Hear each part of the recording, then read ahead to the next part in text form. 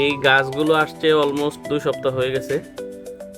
তো গাছগুলো আমি এভাবে পানি দিয়ে ভিজিয়ে রাখছিলাম, সময়ের কারণে কাজ করতে পারতেছিলাম না। তো আজকে দেখলাম বেশ কিছু গাছ নষ্ট হচ্ছে, তো এখন বসছি এগুলা রেডি করতেছি। কয়েকটা গাছ নষ্ট হয়ে গেছে, তো যেগুলো নষ্ট হয়েছে সেগুলো যেতটুকু রাখা যায় কেটে রেখে দিছি, আর নষ্টগুলো ফেলে দিচ্ছি।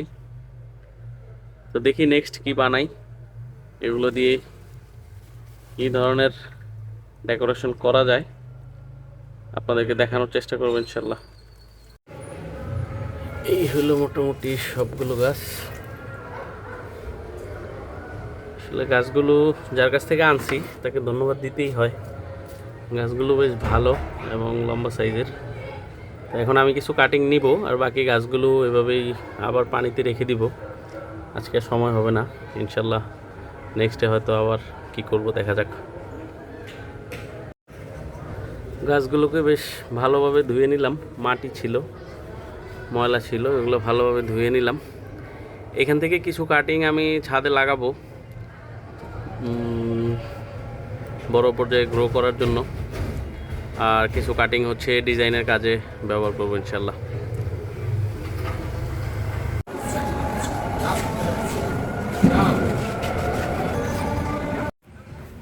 অনেকক্ষণ কাটাকাটির পরে মোটামুটি এরকম কয়েকটা আপাতত রেডি করলাম। 2টা 3টা, এগুলো একটু ছোট, বেশি ছোট কেটে ফেলছিলাম। এগুলো মোটামুটি ছোট ছোট আছে হচ্ছে 1 2 3টা, এই হচ্ছে সবগুলো। এগুলো আবার হচ্ছে পানিতে ভিজিয়ে রাখবো এই সবগুলো, আর এগুলো দিয়ে হচ্ছে দেখি ছোটোখাটো একটা ডিজাইন তৈরি করব। আর এইখানে আমি একটু methyl blue powder, German methyl blue powder দিয়ে দিছি।